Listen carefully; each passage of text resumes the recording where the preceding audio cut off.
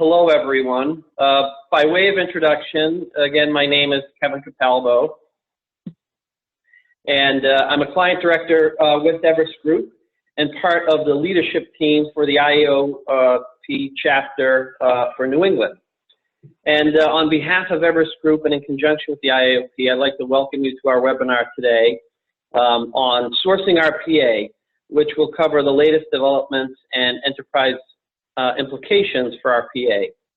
Now, for those of you who are familiar with Everest Group, you'll know that we provide consistent ongoing dialogue relative to tracking the whole market, evaluating the vendors in that market, and truly an assessment of the technology. But today, we're going to be focusing in on what's important to the enterprises, and we're going to cover some peer performance comparisons, some price benchmarking, which seems to be of keen interest to everyone we've spoken to recently on the enterprise side, and lastly, some capability maturity models. So with that, we just wanted to give you a bit of context of what we're going to be covering, and I'd like to introduce the speakers for today. So first, we have Sarah Burnett, and Sarah is the Executive Vice President and Distinguished Analyst at Everest Group. She's well known in the industry and considered a market influencer. At Everest Group, she leads the firm's Service Optimization Technologies Research Program globally. And she researches in this role, researches and advises clients on automation technologies such as robotic process automation, AI, and global service providers' capabilities in the field. Welcome to Sarah.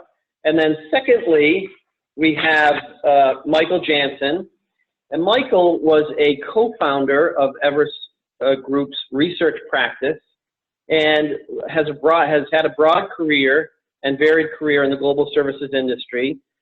Michael offers profound insight and analysis to enterprises and service providers alike, leveraging his extensive experience in identifying and understanding emerging trends.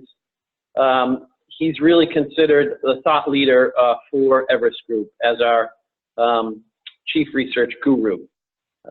So with that, I'd like to turn it over to Michael. We're going to cover several topics today related to RPA, starting with the RPA software vendors and the late-breaking market developments. So with that, Michael, over to you. All right, thank you, Kevin. And we're coming live. I'm sitting here next to Sarah. I live in Dallas, but I'm actually coming live from New York City with Sarah, and she's actually from London. So good morning. Good morning. All right, let's get right into it. So this is a red-hot marketplace. We're seeing all kinds of action in this marketplace, both on the market side as well as the enterprise side. And what we've labeled this marketplace, we're going to introduce the RPA virtuous circle. And what we're just absolutely fascinated with is what's going on in terms of the changes. It's almost really difficult to even think about what happened yesterday versus what's going to happen tomorrow.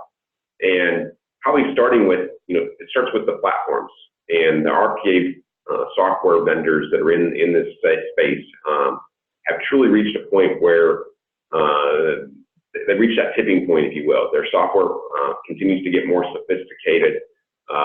They're not actually that new of firms, but they've reached that tipping point where the level of sophistication is certainly there. But then when you talk to clients, their demand is up, extremely high in demand right now because the value propositions are both significant and real. And so we'll talk about those value propositions here. And then whenever you have software that's increasing in value and you have clients that are seeing real value proposition and are willing to pay for that, then you start to see Silicon Valley and Wall Street get involved. And that's exactly what we have, and Sarah will talk about that in the next slide here. But tremendous amount of capital being deployed here, which then leads us to this conversation that says, hey, we can improve what we got right now significantly. We can either invest in more development efforts, or we're going to go out and make some acquisitions in the enterprise automation space. So we'll spend a little bit of time talking about that. But that what leads to the software platform themselves being more sophisticated, which increases the demand value, the business value proposition, which will lend us to another round of capital infusion. And we're seeing this circle rotate with extreme velocity right now. And so it's a pretty impressive marketplace. Yes, as Michael said, there's a lot of capital being poured into this market, some of which, the headlines about some of which we've put up there on this slide. You may have well heard about the latest round of funding for UiPath at 225 million Series C, coming on top of the company getting 153 million just a few months ago, and the amazing valuation jumping from 1.1 billion to 3 billion in a matter of a few months. This is really shows you how hot this market is. UiPath isn't alone in getting funding. We have seen Automation Anywhere also secure a very large round of funding, 250 million, and others too, Blue Prism, WorkFusion, and there are several other deals that are either yet to be announced or are not going to be announced, depending on the kind of deal that the vendors get. Yeah, I'm continually impressed with the headlines. I mean, we've captured a few of them here, but yeah. It's a significant movement in this marketplace when you see numbers like that, considering how small these firms truly were just a few years ago. When, I hear people, hey, we're just 100 people in our firm just, a few years ago, and now you're starting to talk about. Well, in the case of UiPath, just about 10, 10 employees, yeah. Yeah, 9,000. With a multiple billion-dollar valuation. And of course, I think this is a turning point for business processes. I think what we've seen is a degree of automation, but we ain't seen nothing yet. Yeah. I think with the evolution of these technologies, we'll see much more automation following in the footsteps of manufacturing processes. But let's stick to this next slide now and talk about how the leaders that will effectively pull ahead from others. So what we've seen is a situation where we have cash-rich RPA vendors, and they'll be able to pull away from the pack to invest in more of everything. Salespeople, officers around the world, invest more in customer support structures, enhance and expand their products, and so on. They do face challenges as well. This rapid pace of growth, of course, in terms of employees and the organization and the corporate functions, does present problems. It's not going to be easy to suddenly go from, even 100 to 1,000 employees. You do need those corporate functions in place to be able to run the business efficiently. And so it's not, this kind of hyper growth is not without its challenges. The companies, of course, are also now very cash rich.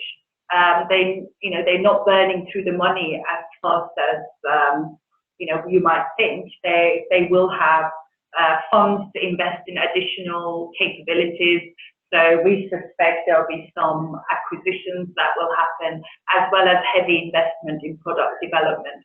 And the competition for adding features to the RPA platform is really very hot. So as a vendor, we're not going to go into the vendors, do a vendor by vendor evaluation, but right now you're tracking roughly 20 vendors. That's right. Yes. And so, when you start to see, that kind of capital, that your picture there kind of indicates that moving away from the pack here. I really think that is we're not saying that everybody's going to get that same level of attention in the marketplace, and there will be some significant things to watch for in the future here, probably in the next 12 to 24 months. Absolutely. So we'll be watching this space and telling you about developments and commenting on it as and when things happen. So in our recommendations to enterprises on this conversation, first of all, it's a rapidly moving target in terms of capability, and so keeping up with folks like Sarah and her team is extremely important to understand not only what they've developed, but what they're acquiring and how it's coming together and the success of that. There's a lot of rumors out in the industry. We're trying to separate the rumors from the facts, so Sarah's team does a really good job on that. I would also vet your vendors carefully. So we talk about some very large headlines, but not everybody's getting those headlines, and it's undoubtedly some of the large fish in the pull away from the rest of the pack, there are going to be some that suffer from this, and they will not get the liquidity, and they're not going to get all the investments that others are. So it's important that you understand where you're making your bets from an enterprise standpoint. We're not saying that you have to go with the top 3 or 4 or 5 vendors there. There would be some good value propositions in the rest of the pack, but do understand liquidity is going to become an issue. And my bet is this comes down to, we're tracking 20 now. In 2 or 3 years, I suspect we'll be tracking 8 or 10, not in the too distant future. So with that in mind, make sure you have good change of controls in your contracts, so that as the vendor community changes, you are able to appropriately change your relationships with those vendors. Okay, so the next topic we're going to get into is understanding how that market is changing from a capability, and there are a lot of buzzwords here, and so Sarah's going to help us decipher some of those buzzwords, and will take us through that conversation. Yes, we're seeing rapid advances in RPA technology. The RPA of today is quite different to what we had a few years ago when the whole hype and the buzz started in the market. The kind of things that we're seeing include integration with artificial intelligence solutions, not just to extend the scope of what can be automated, such as going from just doing structured data to unstructured data, but actually making RPA function better. And this is the kind of thing that we are seeing. We're seeing computer vision used for detecting and identifying objects on the screen, for surface-based integration. We've also seen integration with BPM and workflow solutions. On the intelligence spectrum of development, we've seen intelligent workload balancing and auto-scaling of robots. This refers to the ability of the platform to identify where the highest demand is in the system, so identifying where queues are building up and actually managing the workload by spreading the work among robots that are perhaps doing work that is of a less priority. And to this theme, we are also seeing SLA-based automation. This is where the system is told what processes have higher priorities to fulfill SLAs, and so it will monitor whether SLAs are being met and accordingly prioritize work and allocate work. We're seeing a lot of this kind of developments in the areas of dynamic allocation rather than having batch mode, very static kind of runtime environment. Another area is human in the loop, allowing the human to jump into the automation loop and actually have a look at what's going on, maybe answer a few exceptions, handle a few exceptions, and then let the automation carry on. This is a general view of the marketplace. I mean, each vendor is going to have their unique perspective on this. I mean, it's not just everybody doing everything at the same time. No, they're all developing capabilities along these lines, but some are going beyond this as well. So what we're seeing is the emergence of solutions that will help you find the next process to automate, actually identifying. So it's a whole load of other development going on. These are what I've highlighted are just a set of the kind of things that is going on. And so the intelligent automation platform is in the making. And it's not just business process, it's the IT side as well. You were visiting with one of the vendors there yesterday, right? Yes, absolutely. That's another area where RPA is coming heavily to IT as well. It kind of started with a lot of back office business processes, and now what we're seeing is, it's application in IT areas, particularly where there's a lot of transactional type of processes. Okay, so we talked about RPA, and that's kind of the buzzword that people have used, but we think that RPA of the future is not going to be the same as it is today. We think the platform, we almost need to think about what's going on is RPA is the glue that holds a lot of different enterprise automation technologies and capabilities together. Certainly there is the raw RPA, which is, I think people are familiar with that, but what we're going to see here is we're going to add in other modules around here. So we're going to be adding in OCR and computer vision, robotics, machine learning, natural language processing, analytics, a lot of different buzzwords there.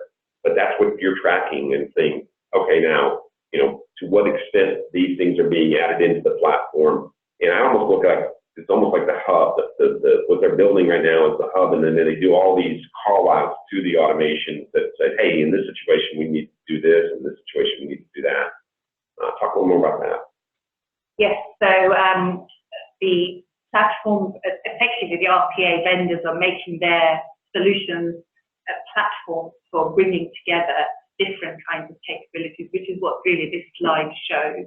So they're integrating with third-party technology vendors, for example, to do intelligent content processing, so that you can take a process right from the beginning where some documents might come in to the organization, and then understanding what the content of those documents are and passing the actions that are required to RPA robots to then take them through to maybe entering the information into an ERP system or another kind of finance or a line of business system, and then going back and completing the circle, maybe through some further natural language processing, maybe sending a text message or some kind of confirmation.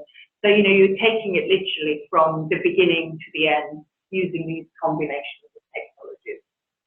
So what does all this mean to enterprises? I mean, I think that's, it's almost dizzying to talk about it at a capability level from the software functionality. What does that mean in terms of the end users? Well, we have heard of various challenges that enterprises face, and so what we will see as these developments really get embedded and organizations start to use them fully, what we'll see is life made a lot easier for enterprises in terms of, say, faster and easier implementation. So you will get higher resilience with better features for disaster recovery and also for all kinds of breakages, apart from which you then get better connectivity to the underlying system because the computer is better able to pick up what's on the screen and not lose connectivity when things change on the layout of the screen. What we're also seeing is developments in the area of how you actually license RPA. You can get utility style pricing now, and so you pay for what you use. There's a lot of self-management of robots. We'll see self-healing as well come through. Eventually we'll see some of that. We're starting to see the beginnings of this as well. So if there's a problem, the robot can actually assess itself and find where the problem is and maybe even eventually get to fix itself. So this is all about making the runtime environment easier and not so manual as it is today. Then we get the kind of enterprise grade developments that are going on. So I've talked about workload management. I've also, another area I'd like to highlight is the fact that you can add virtual workers, basically robots on demand, and have this kind of elastic virtual capacity. But of course, the features in the products are also getting better, and they're becoming much more enterprise grade in terms of security, in terms of resilience. All of those things add to the features that enterprises value the most. We're seeing a lot of also virtualization of infrastructure, so being able to run robots faster and better and support virtualized environments.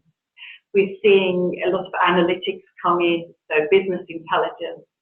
Some of the real operations related business intelligence coming in is the kind of information that enterprises have always wanted to do using traditional business intelligence technologies. They can now get the data direct from the robots as they process those invoices, those purchase orders, and all the other kinds of business function related data that they process. All right, well, that sounds fascinating, and it's lots of things to watch for, and I guess that's, if I think about our implications for enterprises, there's no doubt that you think about this as software, and I always remind people, despite all the imagery that the RPA vendors will talk about the virtual workforce and all the great things they promise in their marketing efforts. It's good stuff, but it's still software. You need to treat it like a software purchase, and you need to treat it like a software purchase that's going to get modules that are going to get more complicated over time. I mean, what you just said is not going to necessarily going to go off without a hitch. It's going to be complicated. It's going to have challenges. So, the buyer needs to beware, if you will. The other thing is, I think we're not going to spend a huge amount of time talking about this, but I think there really is kind of an ethic conversation happening between the IT and the business operations. There's no doubt that business operations, where they're leaders in this, not IT. So the business operations, the RPA vendors marketed to the business operations, say, hey, we can help improve all those things that IT said they don't have time to do. Hey, we can help you, and it's easy, and you can get started real fast. And it's really actually very modestly priced. It's not a multi-million-dollar value proposition getting started. It's actually very, very modest. The challenge there is that it's great that if you have, a department looking at this, and the challenge becomes when you have 100 different departments or 100 different groups looking at this across organization, there still needs to be some rationalization of how it gets deployed in the enterprise. And I think that's where IT comes into place. We have things like security, disaster recovery, just the scalability of the platform, how it interfaces with all the other applications that are embedded in the enterprise. Those become extremely important. And so I think over time we're going to see more and more of the center of gravity for concentration of all those policies, if you will, procedures that need to be looked after. I think that will move more closer to IT, though. It is still an open debate right now. Is it 50-50? Is it 75-25? Or 25-75?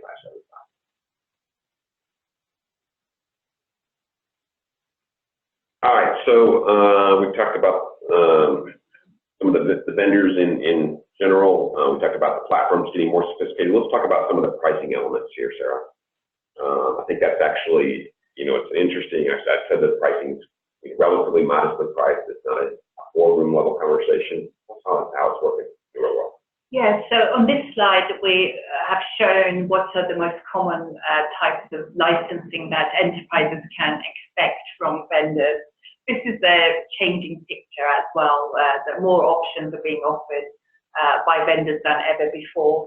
But you see that perpetual licensing is the most prevalent model for on-premise applications, where the buyer pays a relatively large upfront fee for the technology and software licenses, as well as the usual annual maintenance charges that they pay. Then there's fixed capacity. In this model, the buyer basically pays a fixed fee per term, and this is typically annually per robot, and sometimes the minimum number of robots required as well.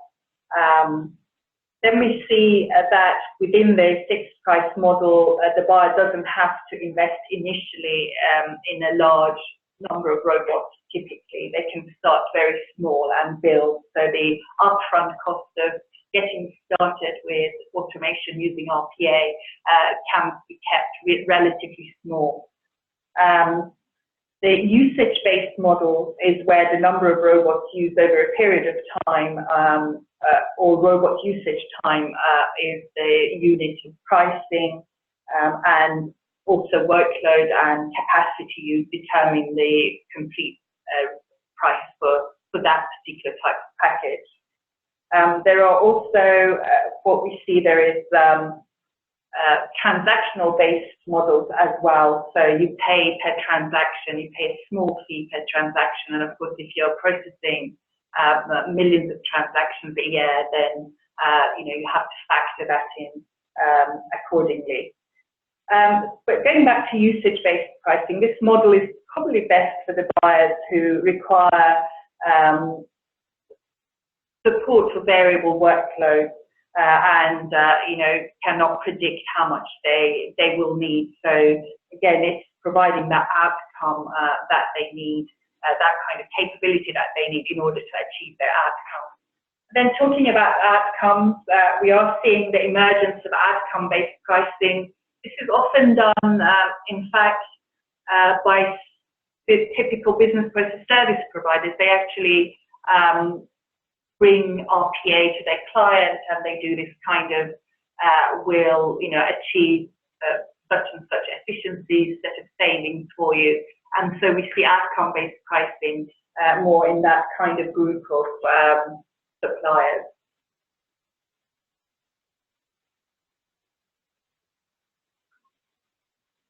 All right, so I think that I always look at pricing as a key element of any contractual relationship, and what's on the bill is often the best representation of the value that's created. So it says you're providing FTEs, and you're providing FTEs, and it says you're providing some kind of a technology-based unit. It's that. So right now we're seeing that largely priced per robot, right? Yes, very much so. On an annual basis, that's the most prevalent model. Yeah.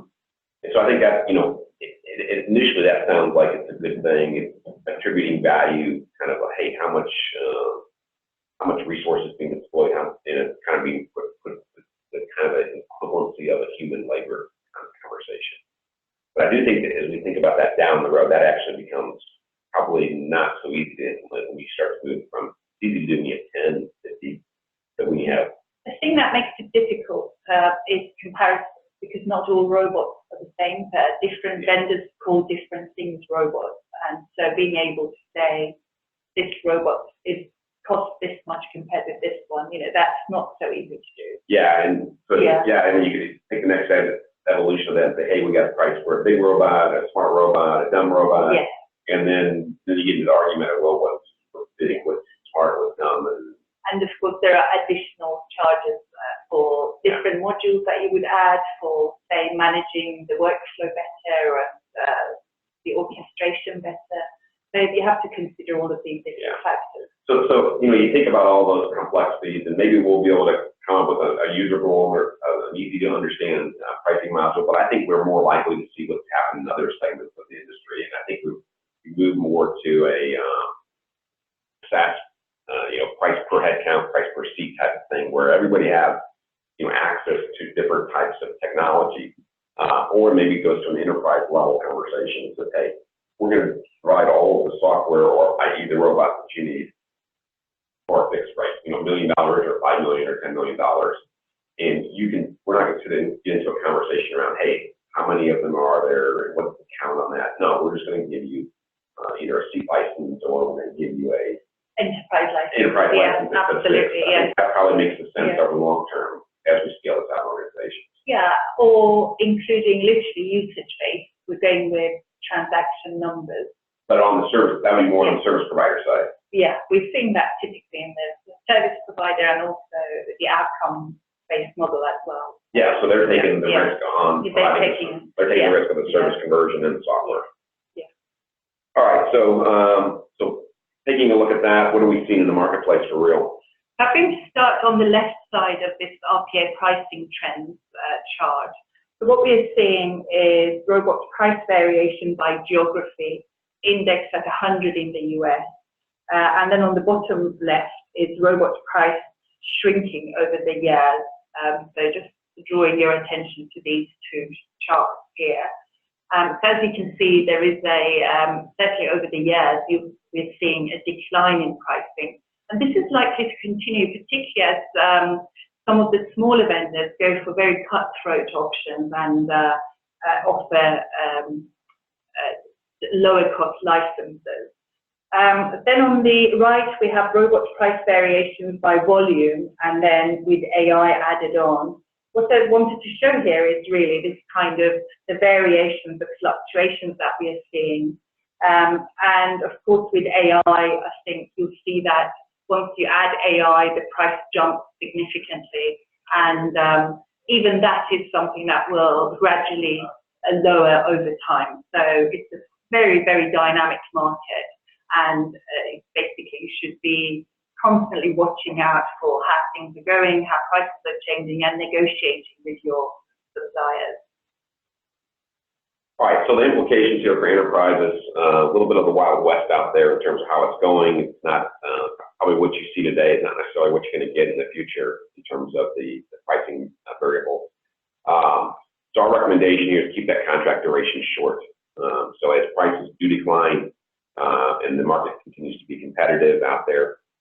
We think that's not going to go. That competition is going to get more fierce than less. So keep your options open there.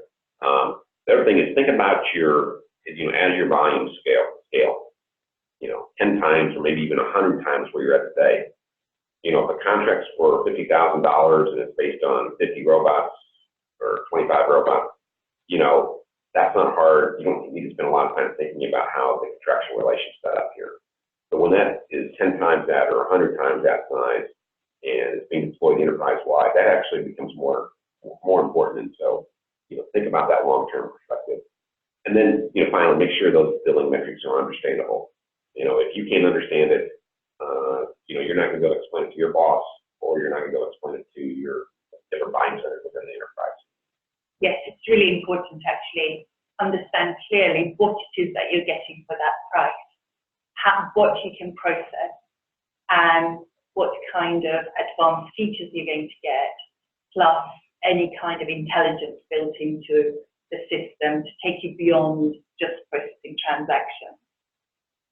All right, so now we've talked about pricing. Let's talk about there's different ways of getting an RPA relationship. It's not just about buying the software. There's just about every single services provider out there has an RPA or AI offering of some type, and we think this will continue to expand for good reason.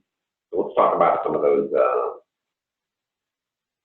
Yes, so I've tried to highlight some of the commonest ways that organizations source their RPA technology and capability. It's by no means limited to these three models that I'm going to highlight, but just wanted to show the flexibility that you have. So you can source your RPA either direct by buying the technology from the vendor and then deploying the robots yourself. And in this model, of course, you need to be aware of the lack of skills in this area. People with RPA expertise are highly in demand.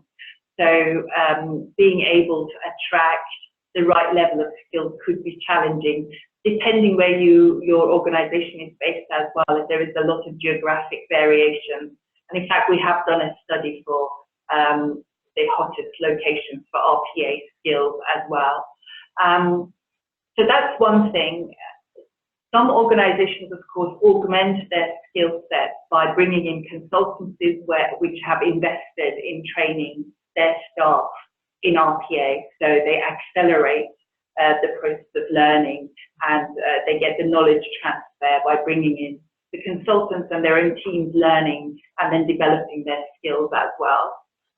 The other model is that you basically commission a business process services provider or a specialist integrator and get them to help you with your processes, automating your processes. In the case of outsourced processes, of course, you can talk to your existing business process service provider and ask them to increase the degree of automation and to keep you informed about that. Yeah, I think that's actually the most interesting category. I think the category is the first one and the third one are pretty natural conversations. But, I find it interesting to think about that middle area there where you have existing relationships. And I'm wondering how many outsourcers are volunteering to lower their price, increase the quality as they deploy more automation. Is that a natural conversation, or are they going to try to hold that back and take the value for themselves? They try and hold it back.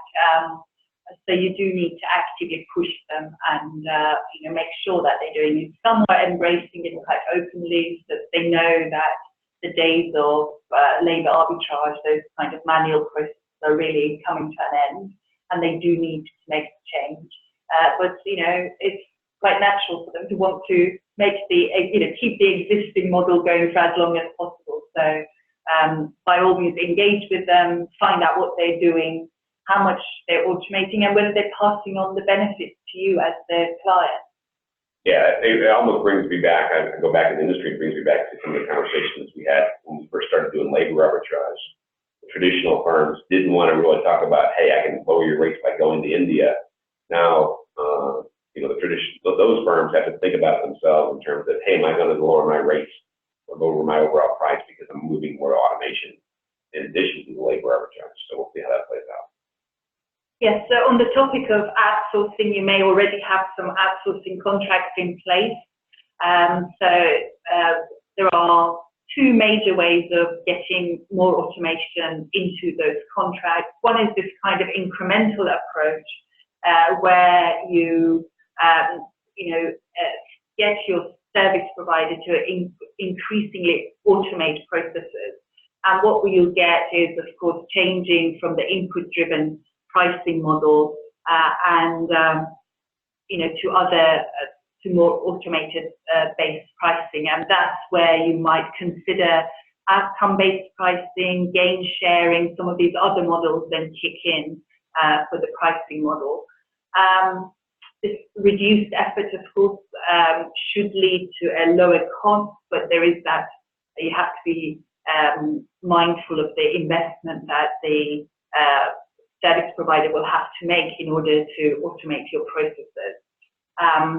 And then the other approach is maybe around renewal time, actually doing a transformational model, going for a big bang approach to automation, where you literally change the model that you have and go for highly digitized, automated service provisioning by your service provider in this case.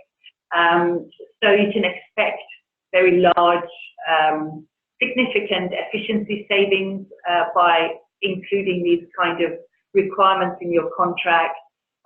There may be some upfront costs, of course, but given the kind of efficiency savings that we're hearing organizations report, you would soon get a return on that investment.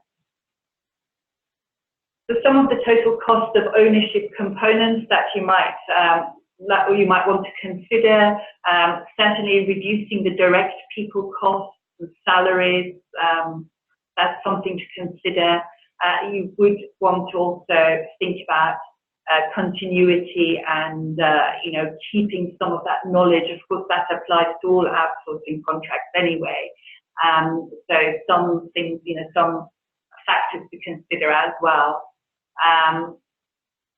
With that will come reduced cost of transporting staff to and from, as you know, in offshore locations, you often get these kind of services provided, reduced facilities, you get higher accuracy rates because of robots basically doing what they are set to do and, implementing rules as they're told to do. Not that people aren't doing, but, people can make different kinds of decisions in grey areas, which might lead to some challenges as well. But robots basically follow the rules. There's improvement in speed and standardization of processes.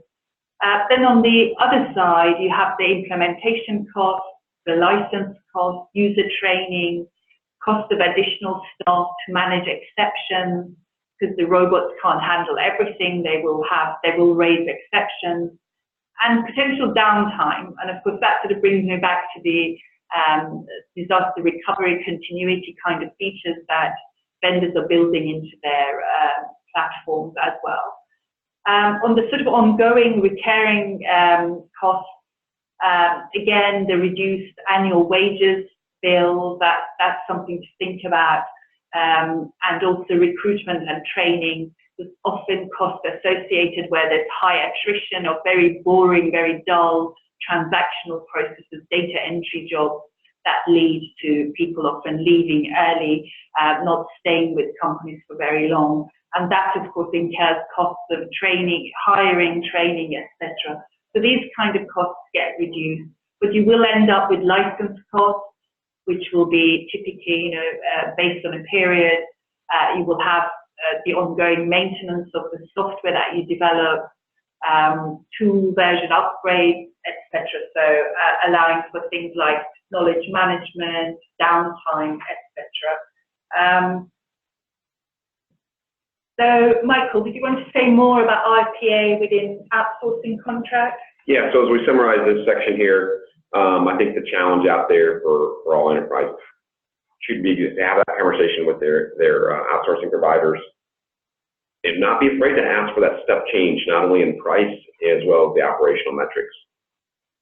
I don't know how many service providers are going to want to eagerly jump on the bandwagon that says, hey, I'd like to reduce your price by 30%, and I'd like to improve your operational metrics, whether they are quality or speed to execution, by 30 to 50%.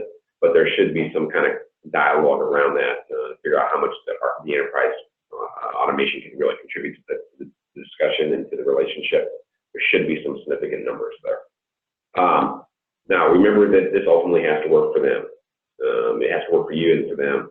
And you can't just walk in there and say, hey, I want this price, unilaterally want this price reduction, because there is investment, there is change that has to happen. And often the last bullet there is the biggest part of the challenge here is not actually implementing the RPA technology, but it's actually on the business process side. And so the requirement there is going to be to make changes. And while processes may look consistent at the 30,000 or 50,000 foot level, when you get down to the keystroke level, to the actual execution around the globe and looking at many different operating models and situations, it is going to require likely a business process change. Okay, so that's our webinar. If you have questions, please enter them into the panel there. What I wanted to do while we're seeing if there's any questions there was just talk a little bit about one of the things that we're ready to introduce to the marketplace in the next couple of weeks here, which will be our enterprise playbook for RPA. And so we've spent a lot of time working on this. It's a last version, draft version, or almost nearly the final version. Actually, it was like 200 plus pages. There is an executive summary version at 25 pages. It's part of what we're building out there. And if you're interested in that, talk to Kevin. He can help you get introduced there. But we're basically talking about the marketplace in more detail, talking about how to build the business case, and we get into the capability maturity models and understanding the journey. I think that's, 20-second commercial I wanted to put in there if you're interested in learning more about this. Great. Thank you, Michael. So we'd like to open it up to questions. If anyone has any, you can type them into the chat box or Q&A window.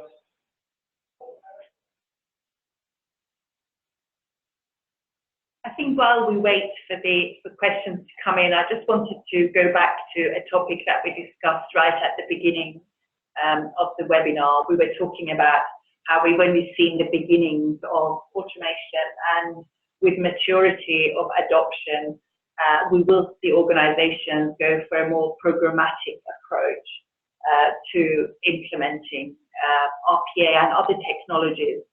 And it's really important to then think about capability maturity, to think about the road ahead, what they intend to do, what they want to get out of automation. Not go for the simplest. Of course, the simplest processes will always get you the low-hanging fruit quickly, but think about the bigger picture. I genuinely believe that as we copy the manufacturing model that we have always copied, with things like Lean and Six Sigma approaches and offshoring, etc. I think if we look at what manufacturing is doing and learn from them, really treat our processes in a similar way, we could get ahead of competition very quickly in our own field. Do you want to add anything, Michael? Yeah, I think the challenge here for sourcing professionals is a couple-fold here. One is understanding what's going on in the marketplace. And we talked about the virtuous circle. We're talking about almost monthly, if not almost daily announcements of what's changing in terms of the vendor landscape and the provisioning of their capabilities. But also it's probably even more difficult is understanding what's going on inside of their organizations. And so we see rapid, hey, I want to do it, I want to do it, I want to do it. And I talk about one person in one department doing, looking at it and say, hey, I can build my own robot to get started on it. And somebody else next door does the same thing, and all of a sudden you've got 100 different people trying 100 different things. I think that bringing that programmatic approach you referenced there is going to be absolutely critical, and I think it will in a kind of DOE of some sort that probably will reside in the IT organization. But as a sourcing professional right now, understanding how many different contractual relationships you have. My guess is your organization has relationships with probably 5 or 6 or maybe even 10 different versions of the RPA vendors. And while that may not be a real problem right now, that's going to become much more problematic, as those things get scaled, and your COEs are going to look at it and say, hey, we got to find some standards for our enterprise, build that down to maybe not one, but a handful of vendor relationships that make sense to manage and scale. Great. Thanks, Michael. Hey, we do have one question, and I don't know if you can see it or not, Michael and Sarah, but the question is, are you seeing enterprises choose a provider for bot maintenance that differs from a provider for bot development? Great question. Well, I can't say I've particularly seen that kind of development, a provider that does the maintenance after the product has been developed, the robots have been developed. I don't see why it couldn't happen, and particularly as organizations move towards creating centers of excellence, some may very well outsource some of the functions of that center of excellence, and bot maintenance could very well be one of those functions. You just have to make sure that the handover, the documentation, and all of that is done well enough so that to enable the organization to support the maintenance of robots, the development and future ongoing enhancements that might happen as well. Might be needed in the fact that we're even getting a question around bot maintenance implies that increasing levels of challenges within the execution. Yes, absolutely. There is going to be a real competency around bot maintenance. Yes. Well, currently, I think organizations still face challenges in making sure that the robots continue to connect to the underlying system through the surface integration. There's a lot of that with kind of control towers that organizations build. And I think a lot of that could come under the remit of the Center of Excellence. Yeah, that's why I was referencing earlier with the IT. That becomes much more naturally IT. There's a how you manage it, yes. Can you see an accounting department setting up a bot maintenance no, but capability? They have to understand the business process. So what I'm seeing is a kind of hybrid organization where they bring in process savvy people who are also process subject matter experts who are also technology savvy, and they do the kind of translation of requirements between IT and their business department. Yeah. So they sort of bridge the divide, and so IT does the absolute hardcore tech management. And cover some of the policy management as well. Yeah, that's right. And the processes are managed by the people who actually understand them. Great. All right, Kevin, anything else we want to talk about? No other questions. Not seeing any here. So thank you, Michael and Sarah. And with that, not seeing any more questions, thank you for attending today.